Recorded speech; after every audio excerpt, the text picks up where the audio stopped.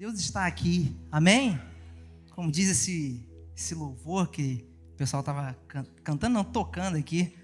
Louvores que marcaram época e sempre falam aos nossos corações, né, querido? Meu nome é Caleb e estou incumbido da missão de trazer uma palavra de Deus para o seu e para o meu coração. Mas eu quero te dizer que antes da palavra chegar em você, ela já chegou em mim e já fez um estrago, meu irmão. Eu estou quebrado aqui, com o coração quebrantado. Porque quando a gente tem contato com a palavra do Senhor, a gente é transformado, a gente é renovado, a gente é confrontado, a gente é liberto dos nossos milindres e assim a gente pode viver para a glória do Senhor. Amém? Queria convidar você a estar abrindo comigo aí a sua Bíblia no livro de Romanos, capítulo 11. Talvez a sua versão seja um pouco diferente da minha, e por isso eu pedi para o pessoal projetar aqui atrás. Mas, de qualquer forma, é importante você abrir, já que a tecnologia nos alcançou, a gente abre o celular, né? A Bíblia no celular, a gente não abre o livro físico. Mas o importante é que o conteúdo é o mesmo e ele vai te impactar de qualquer forma, se você tiver com seus ouvidos atentos, com seu coração aberto. Amém? Glória a Deus. Livro de Romanos, capítulo 11, versículo 33, diz assim: vocês por acaso já viram algo que se compare à graça generosa de Deus ou à sua profunda sabedoria? É algo acima da nossa compreensão, que jamais entenderemos. Há alguém que possa explicar Deus? Alguém inteligente o bastante para lhe dizer o que fazer? Alguém que tenha feito a ele um grande favor, ou a quem Deus tenha pedido um conselho? Tudo dele procede, tudo acontece por intermédio dele, tudo termina nele. Glória para sempre, louvor para sempre. Amém.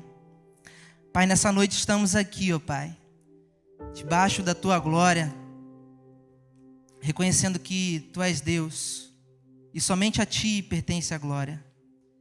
E não há outro além de ti, tudo é de ti, para ti e volta para ti.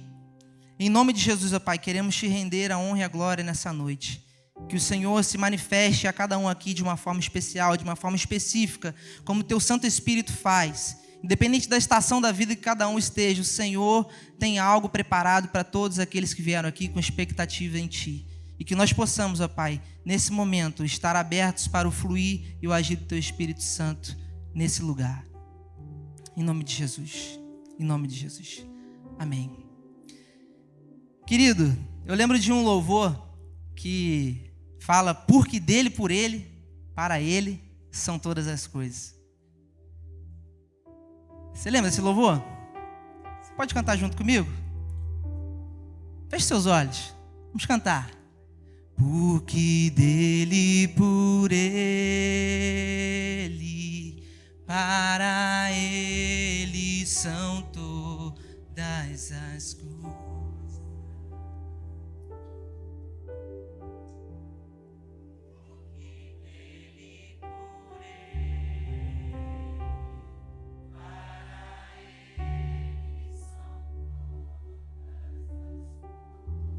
Vamos declarar a Ele a glória. A Ele a glória.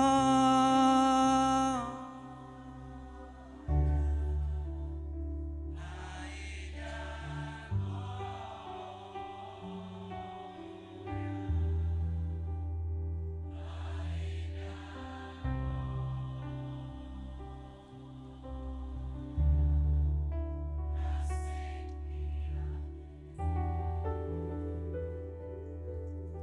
A Ele a Ele, a Ele a glória,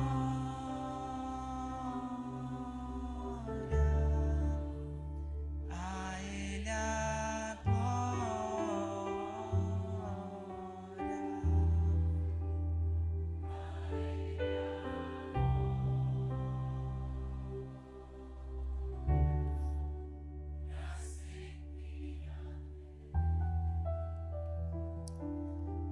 Quando a gente rende a honra e a glória ao Senhor, a gente sai do centro e Ele assume o centro de tudo. E quando isso acontece, você abre mão de uma forma automática dos seus desejos, dos seus sonhos, E muitas vezes a gente é levado por uma ideologia externa, uma filosofia de que você pode todas as coisas. A Bíblia fala que você e eu podemos todas as coisas, é verdade. Mas a gente tem que olhar o todo. Porque quando Paulo fala, posso todas as coisas naquele que me fortalece, não é posso fazer todas as coisas. Ali Paulo estava numa situação de prisão. Ele estava sendo perseguido. Paulo teve que correr para não ser morto. E ele foi falando, eu sei o que é ter muito, eu sei o que é ter pouco, eu sei o que é estar livre, mas eu sei o que é estar preso. Mas nada disso me impede de render honra e glória a Deus. Porque dele, por ele, para ele, são todas as coisas. Aí ele vai e fala, posso todas as coisas naquele que me fortalece. Em outras versões, você vai encontrar uma palavra ali que diz, posso suportar todas as coisas, porque é ele quem me fortalece. Querido, eu não sei qual situação da sua vida você se encontra hoje, mas o importante de você e eu termos a consciência de que nós precisamos render a Ele toda a honra e toda a glória.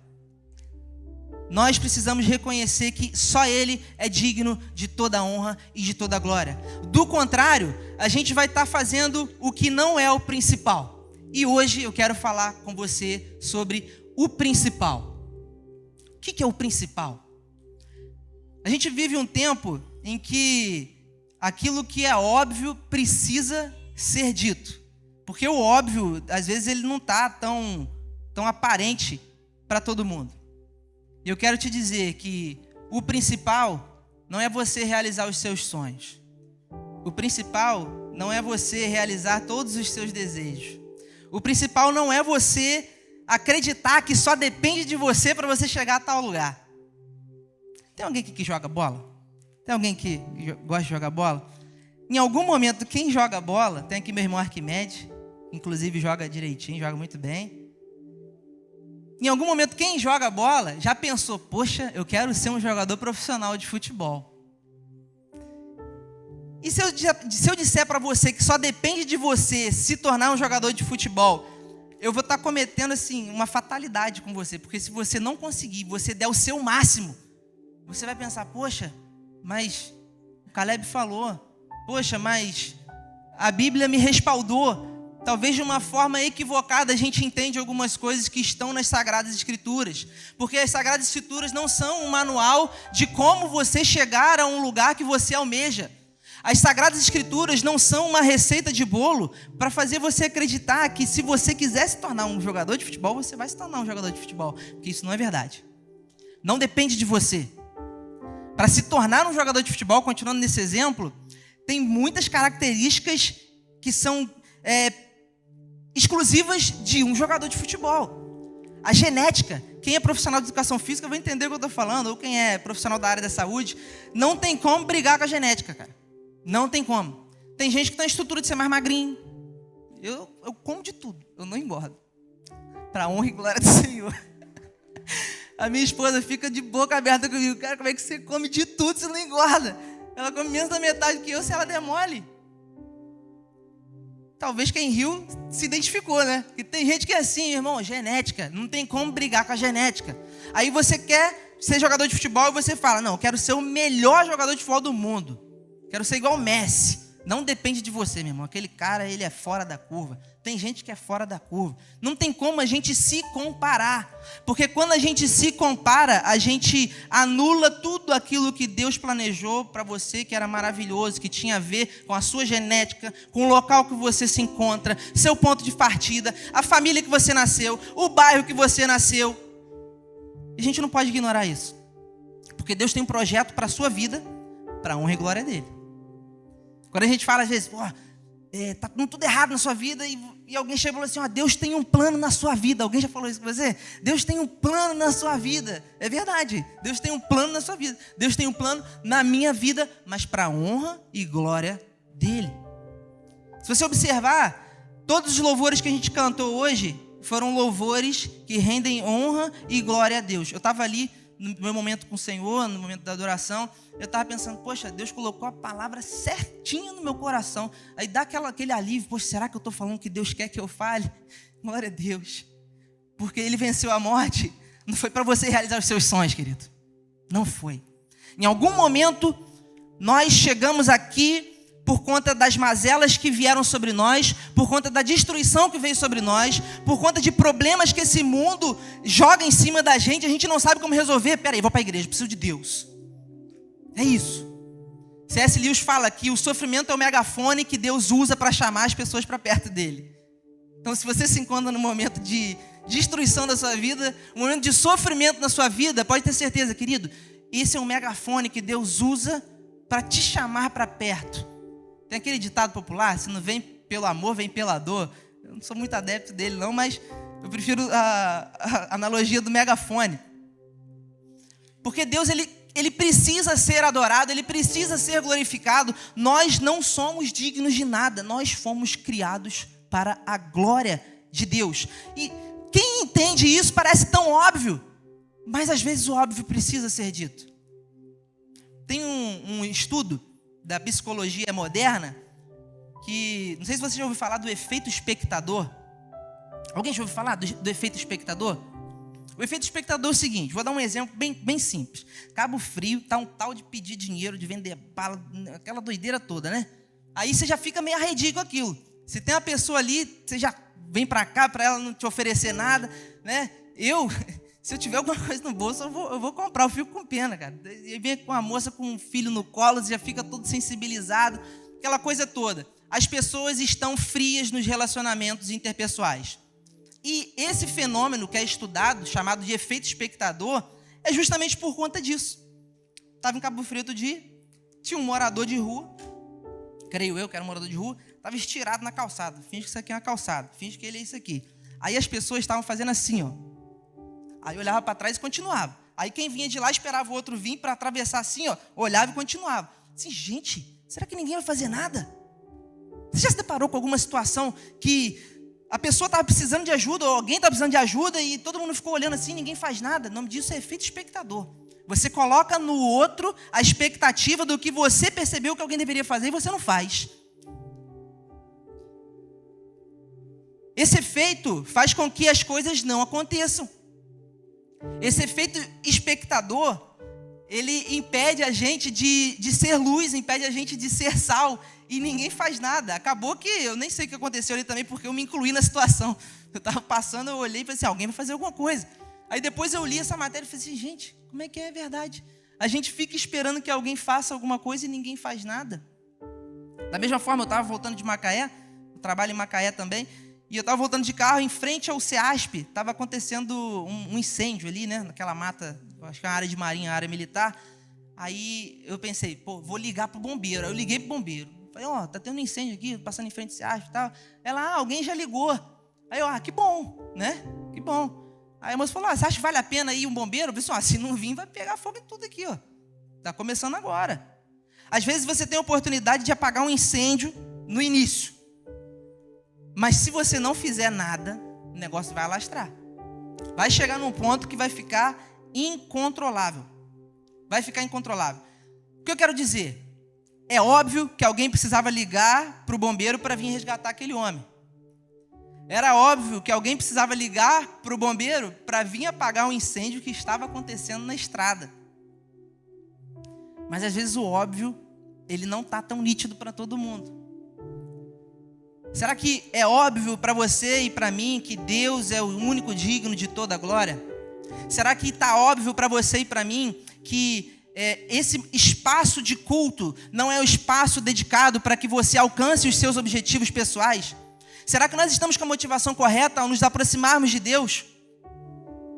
Porque e se tudo der errado para você? E se tudo der errado para mim? Eu fazendo tudo certo? O que vai ser eu? O que vai ser você? Nós vamos ser adoradores. Nós vamos ser aqueles que glorificam o Senhor, independente de circunstâncias. Qual aquele louvor que fala, te louvarei, não importam as circunstâncias.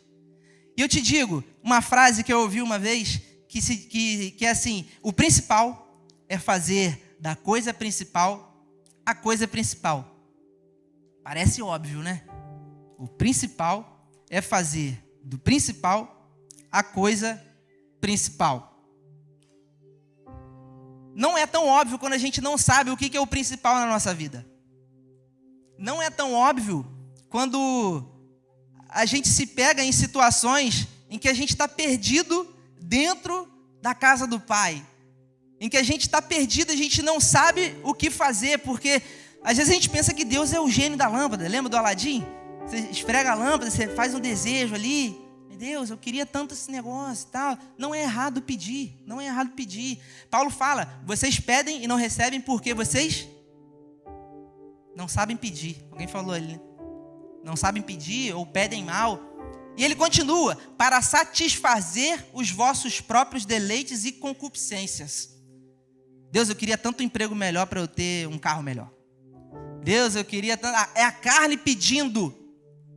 Enquanto se a gente tivesse noção do principal, seria completamente diferente. Deus, como Pai, Ele tem prazer em abençoar os seus filhos. A Bíblia fala isso, Jesus falou isso. Ele fala, tudo quanto pedirdes, se pedirdes, em meu nome vos será dado. Mas aí tem uma outra questão. Quando você e eu temos a perfeita consciência de que nós precisamos adorar a Deus e glorificar a Deus em nossa vida, aquilo que Deus te dá não é para você. Repita comigo assim, aquilo que Deus me dá não é para mim. Fala de novo, aquilo que Deus me dá não é para mim. É para glorificar o nome dEle. Porque Ele é digno de toda a glória. O principal não é o seu sonho. O principal não é o seu plano. Porque a palavra de Deus diz que os planos de Deus são maiores do que os seus. E os sonhos dele são melhores do que os seus. A Bíblia fala que nem olhos viram, nem ouvidos ouviram, nem jamais penetrou em coração humano aquilo que Deus tem preparado para aqueles que o amam. Então, os seus sonhos não são a coisa principal. O seu conforto também não é a coisa principal. Peraí, essa pregação está um pouco desconfortável. Porque meu sonho não é o principal. O meu conforto não é a coisa principal. Sabe por que o seu conforto e o meu conforto não é a coisa principal? Porque todas as coisas cooperam para o seu. Todas as coisas cooperam para o meu, o seu e o meu bem. Não para o seu e o meu conforto. Muda completamente. O ser humano, ele sempre vai buscar um ambiente mais confortável para ele. O ser humano, ele tem uma necessidade intrínseca e natural de abrigo, comida, proteção e de fazer parte. Quem é psicólogo aí? Já vai entender aonde que eu quero chegar. Você precisa de abrigo, você precisa de proteção, você precisa de alimento, você precisa da necessidade de fazer parte. Aqui nessa igreja, você pode encontrar essas 4 coisas. A gente tem comida. Aqui você vai ser abraçado. Aqui é um lugar para você chamar de seu. E aqui você pode fazer parte. Mas o ser humano, ele sempre quer mais. Ele nunca está satisfeito. E nesse querer mais que a gente se afasta daquilo que Deus tem para nós. A gente começa a empreender esforços em coisas que Deus não chamou a gente para fazer. Querido, uma coisa que eu aprendi, e se vocês entenderem junto comigo, e no decorrer da nossa vida a gente vai ser testado nessas coisas, é a gente não botar a mão naquilo que Deus não chamou a gente para fazer. Cara, se Deus não te chamou, e você não tem certeza disso, cara, não vai. Não vai que vai ter problema. O pastor Rafael sempre fala aqui de um rei, que Deus não chamou ele para a guerra, e ele pensou, não, eu vou como soldado. Ninguém vai me ver. A flecha achou ele no meio da onde não teria como passar uma flecha. Entrar em guerras que você não foi chamado para entrar, não é legal. É uma grande tolice. O principal não é vencer. O principal não é a sua família. Não, agora pegou pesado. O principal não é o seu cônjuge. O principal não é o seu filho. Eu tenho um filho pequeno. Quando eu comecei a escrever isso, eu pensei, o principal não é o meu filho. Gente, como o principal não é meu filho, não é minha família? Porque lá em Lucas 14, 25, se puderem colocar aqui no telão para o pessoal acompanhar junto comigo.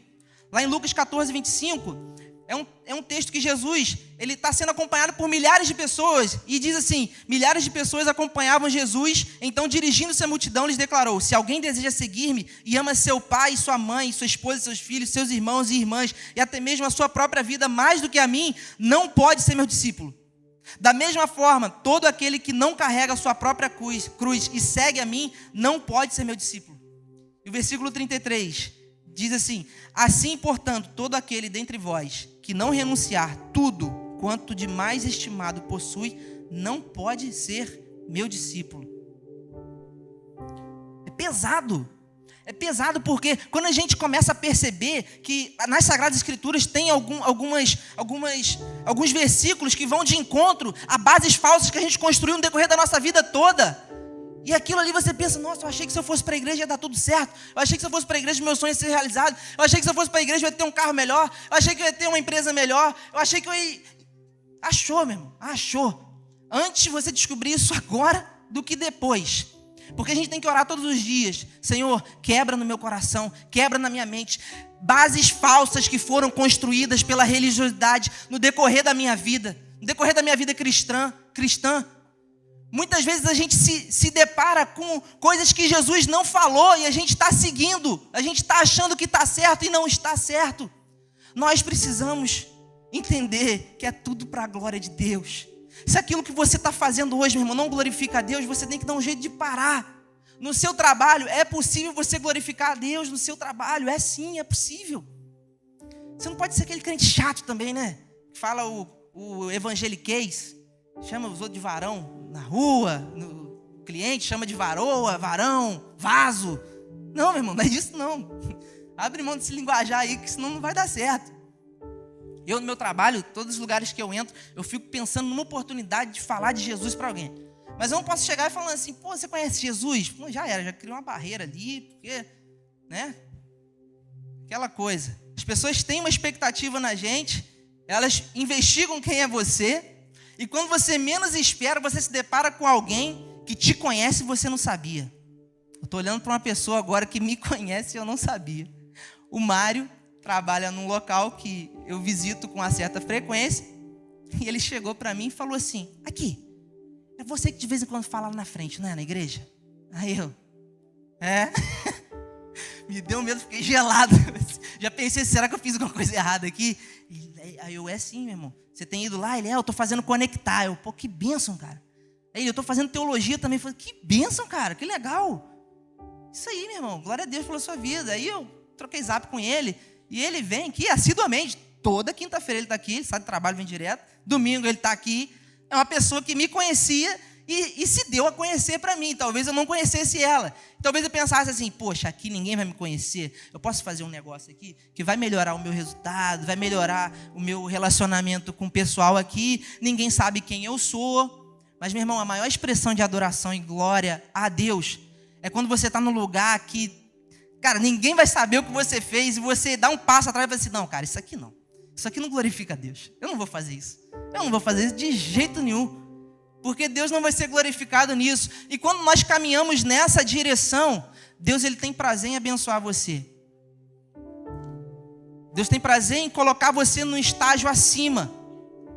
Mas esse estágio acima não é para você se ensoberbecer, não. É que quando Deus te dá mais, é para você servir mais. E quando você não serve mais, quando Deus te coloca sobre o muito, aí, meu irmão, você não está vivendo para a glória de Deus. Eu estou falando coisas óbvias aqui, que certamente vocês estão concordando comigo, mas a sua e a minha natureza, elas tendem para outro lado. Se você não ficar ligado, amanhã você vai começar a desgringolar e vai desembestar, vai fazer tudo errado. Vai seguir para outra direção, porque a sua e a minha natureza, elas querem outra coisa. A carne quer outra coisa. A carne, ela é tendenciosa para as coisas da carne. Quando Paulo fala que aquele que alimenta a carne é inclinado para as coisas da carne, e aquele que vive no Espírito é inclinado para as coisas do Espírito. Simples assim. Quem é espiritual, espiritualiza. Quem é carnal, fala que é normal, é da vida. Está entendendo? É lógico que tem coisas da vida que a gente não vai espiritualizar tudo, né? Ou, por exemplo, estava vindo para cá. Aí eu botei um louvor. Não sei quem conhece Sóstenes Mendes. Foi um ministro de louvor que marcou muito a minha vida, na minha adolescência. Tive minhas experiências com o Senhor. Aí eu botei lá, vou botar aquela música em adoração. Aí eu botei lá no Spotify: em adoração, eu me rendo a ti, tu és como um rio. Quem conhece aí? Muito boa. Aí, gente, eu acho que o motorista ficou endemoniado, ele começou a desbicar pro meu lado assim, ó. Aí eu rasguei na buzina. Aí eu fiquei pensando, gente, será que é o inimigo? Ou será que o cara se distraiu mexendo no celular? Ou será que são os dois? Quem é carnal, carnaliza. Quem é espiritual, espiritualiza. Eu penso que o inimigo ele vai fazer de tudo para distrair você. Porque quando você está distraído, você não rende a ele toda a honra e toda a glória. Glorificar a Deus, querido, é o principal na sua e na minha vida. Esse é o principal. O principal não é você vir para cá e estudar um método para você alcançar determinado patamar na sociedade. O objetivo não é você vir para cá, você entra no conectar, você vai para uma célula, você se torna um líder. Não é esse o objetivo, porque quando Deus te dá mais é para você servir mais. Você e eu servirmos mais para a honra e para a glória dele. 1 Coríntios 10, versículo 31, diz assim: portanto, quer vocês comam, quer bebam, quer façam qualquer outra coisa, façam para a glória de Deus. Portanto, quer vocês comam, quer bebam, quer façam qualquer outra coisa, façam para a glória de Deus. Eu li uma frase essa semana que diz assim: o principal não pode ser permanecer nesse mundo, buscar somente as coisas desse mundo, mas sim, através das suas atividades diárias, glorificar a Deus. Porque se você parar para pensar, a gente vive num círculo vicioso que amanhã a maioria das pessoas aqui vai acordar para trabalhar. E aí fica esperando o final de semana para descansar. Para chegar segunda-feira e voltar a trabalhar. Meu irmão, tem alguma coisa muito maior do que isso dentro da sua rotina diária de trabalho. Eu quero que você entenda que você que trabalha na área da saúde, foi Deus que te colocou lá. Para quando alguém ficar enfermo e remédio nenhum dá jeito, você botar a mão, aquela pessoa fica curada. Eu creio que você que está na área da saúde, você que trabalha em hospitais, você que trabalha em postinho de saúde, se aparecer alguém lá que está morto, está desenganado pelos médicos, você vai chegar lá e falar: espírito de morte, sai agora. E chama a pessoa pelo nome dela e ela vai voltar à vida. Gente, eu fico pensando assim, cara, que loucura. Eu tive um professor que ele falou assim: eu fico testando quando um bicho na fazenda morre. Um bicho na fazenda morre, eu oro, espírito de morte, sai dele agora. Volta. Eu dei nome para todos eles. Lógico que é uma brincadeira que ele fez, mas eu creio que vai chegar um tempo de sinais e prodígios que a gente vai viver e Deus vai ser glorificado.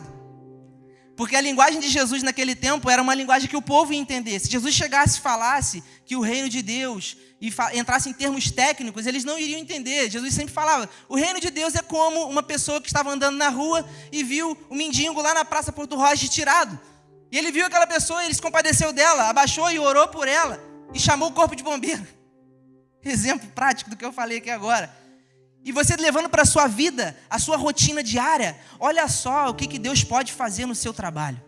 Olha só o que Deus pode fazer na sua casa. Você pode glorificar a Deus no trânsito. Você pode glorificar a Deus aonde você estiver. Basta a gente identificar as oportunidades que Deus nos dá todos os dias de glorificar o nome dEle. Aí eu te faço uma pergunta, para você responder para você mesmo, seja crítico com você mesmo. As pessoas do seu trabalho sabem que você serve Jesus? Será que... Eu conheço pessoas que têm vergonha. Não daqui, gente. Eu morei em outra cidade, tá? Aqui, eu acho que não deve ter disso. Apesar de estar em Cabo Frio 5 anos. Mas aonde eu morei, eu conheci pessoas que eu tinha vergonha de dizer que era da minha igreja. Quando ia jogar bola, eu ficava endemoniado. Quando começava a dirigir, achava que todo mundo era inimigo. Botava a mão para fora, profetizava na vida dos antecedentes, pai, da mãe, de todo mundo. E ainda tinha o símbolo da igreja no carro. Misericórdia. Você deve conhecer gente assim. Não é possível, que é só eu. Eu lembro de uma ilustração de uma mulher que estava passando por uma caverna. Ela estava com o filho dela no colo, com a filha no colo. E aí, um homem misterioso passou por ela e falou: olha só, você foi abençoada de estar passando aqui nesse exato momento. Porque aquela caverna ali, ela abre uma vez só a cada 100 anos. E tem muito ouro lá dentro. E aquela moça pensou: poxa, ouro vai resolver mais da metade dos meus problemas. E ele falou: mas tem um porém. Você pode entrar, mas quando você ouvir o barulho da pedra, que é a porta, você tem que correr, porque aquela pedra ela só vai abrir depois de 100 anos. E aquela moça, então fui abençoada mesmo, então vou entrar. Ela entrou, ela é a filha, e falou assim: filha, você vai pegar tudo que você puder, você vai botar dentro da roupa assim, ó. Já viu que o pessoal, aquele aniversário antigo, saía assim com dentro da blusa assim, andava até curvado para caber mais. Você vai botar tudo que você puder, em qualquer lugar, no bolso, no cabelo, na roupa, na manga, dá teu jeito. Tá bom, mãe. Aí a filha foi, se entreteu, criança e tal. E aquela mulher estava lá maravilhada, assim: poxa, resolveu meus problemas, estou milionária, vou ajudar muita gente e vou resolver meus problemas. De repente a pedra começou a rolar e ela saiu correndo. Aí ela olhou para trás. Estava faltando alguma coisa. Você deve imaginar o quê? A filha dela ficou lá dentro. E ela estava cheia de ouro. Você que tem filho, você pensa num treco desse, você fica maluco. Você fica louco. Meu filho às vezes cai e bate a cabeça, ele vai andando assim, ele bate de um lado, bate pro outro, tadinho. Às vezes ele cai, bate na quina, começa a chorar, eu já fico todo sentido, pois podia estar ali escorando, né? Botar a mão na frente. Imagina esquecer o filho dentro de uma caverna que só vai abrir depois de 100 anos. Algumas oportunidades que a gente tem, elas estão disfarçadas de distrações, para que a gente não alcance o que Deus planejou para a gente. Quantas cavernas a gente tem entrado que Deus não mandou a gente entrar, para ajuntar tesouros, ajuntar coisas que aos nossos olhos e aos olhos desse mundo são louváveis e são muito boas, mas Deus não te chamou para conquistar essas coisas. Nessa ilustração, a mulher somos eu e você. A caverna são as oportunidades que aparecem no caminho. A porta da pedra é o tempo perdido que nunca mais vai voltar. E o filho no colo representa aquilo que dinheiro nenhum pode comprar, que é o propósito de Deus para a sua vida, é o plano de Deus para a sua vida. E quando a gente reconhece que Deus ele tem algo poderoso para nós, a gente começa a ser mais seletivo com algumas coisas que aparecem diante de nós.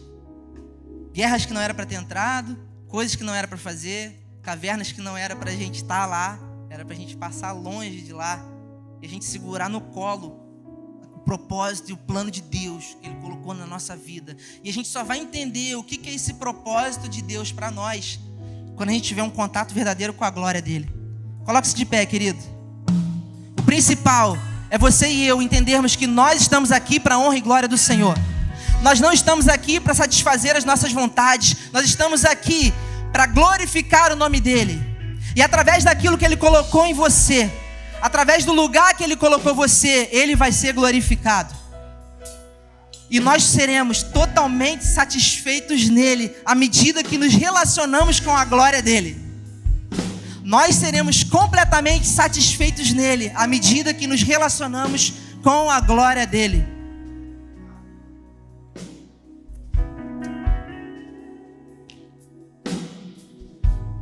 Oh Jesus, nós te pedimos que o Senhor venha sobre nós, venha como um trovão impetuoso sobre nós.